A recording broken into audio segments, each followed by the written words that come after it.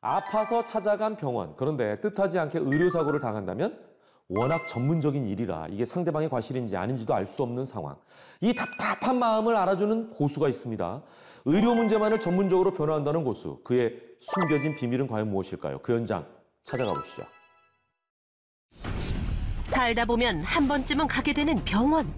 아픈 몸을 치료하고 건강을 되찾으러 간 곳에서 도리어 불미스러운 일이 벌어진다면 어떻게 해야 할까요? 일반 상식으로는 잘못된 원인과 과정을 찾아내기 까다로운 의료 사고. 여기에도 고수가 있습니다. 안녕하세요. 의료 관련 사건, 의료 전문 변호사인 제가 해결해 드리겠습니다. 의료 사고 전문 변호 이용환 고수입니다.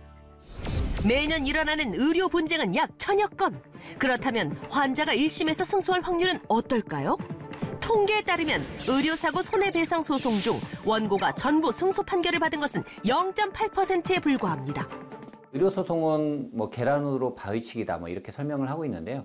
사실 의료소송은 피고가 나한테 왜 손해배상을 해야 되는지 판사의 고개를 끄덕이게 할 입증 책임이 있습니다. 입증 책임이 있다고 했기 때문에 그 책임을 다하지 못하면 원고가 무조건 패소하는 겁니다. 따라서 의료사고를 다룰 때는 관련한 전문 지식을 얼마나 갖추었느냐도 매우 중요하답니다. 네. 네, 안녕하세요. 예, 앉으시죠. 기록 한번 줘보실래요? 의뢰인이 가져온 두툼한 기록은 당시 병원 의료 기록과 더불어 1심 재판과 관련한 내용이었습니다. 자세하게 당시 상황이 어땠는지. 갑자기 좀 어지럽고 해가지고 쓰러진 네네. 거예요. 네네. 그래서 그 수술실에 들어갔어요. 네네. 들어갔는데 갑자기 심정지 왔다고 그러면서 요번에 판결이 나왔는데 네네. 패소로 나왔어요. 네네네. 1심 재판부는 환자에게 부정맥이 있었고 이 기저질환이 심정지 원인으로 작용할 가능성이 있다고 판결했는데요. 사건 같은 경우에는 의무 기록을 보면 특정 시간대에 환자 감시가 좀 제대로 이루어지지 않은 부분이 있거든요. 그리고 그때 관련된 기록이 굉장히 누락돼 있거든요. 그럼 누락된 데는 이유가 있을 겁니다.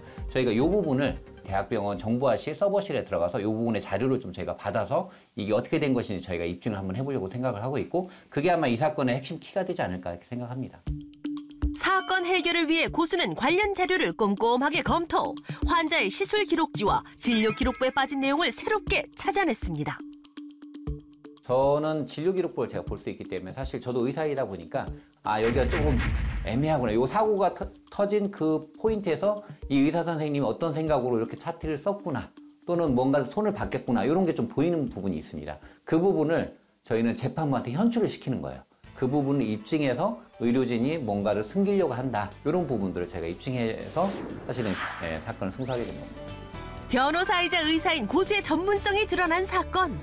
이 사건에 대해서 우리가 재판 방향이 어떻게 갈지 한번 회의를 좀 시작하도록 하겠습니다. 네. 의료 전문 변호사인 만큼 고수의 사건 회의는 의무 기록을 보는 것으로 시작합니다. 전체적으로 다 봐야 됩니다. 영상 기록까지 저희가 자세히 보고 어떤 점에서 문제가 있었는지를 저희가 판사님한테 설득해야 되기 때문에 저희가 의무 기록을 다 보는 겁니다.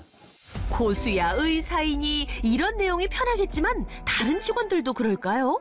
의무 기록에 집중하는 팀원들. 지금 이 현재 브레인 CT에 보면은 이 프론탈 쪽에 이제 ICH, 여기 별초로 보이는 이 SH, 브레인 이데마가 심해서 미드라인 시프팅까지 지금 있는 상태면서 지금 이 말을 다 이해하시는 건가요? 지금 저희 의료팀들은 빅5 병원도 계신 강사 선생님들도 계시고 대학병원 중환자실에 있으셨던 강사분들로 이루어졌기 때문에 의학용어로 회의를 하는 데는 전혀 무리가 없습니다. 고수는 물론 의료 전담 팀원 모두 의료인으로 구성, 의료 사건에 대한 전문성을 높였답니다.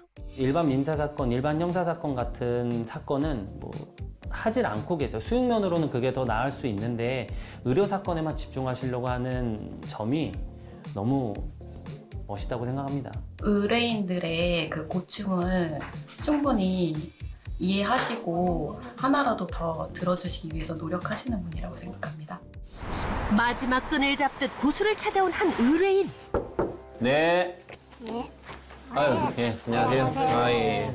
여기 항상 앉으시죠. 예, 어떤 내용이신가요? 예, 저희 아들이 예.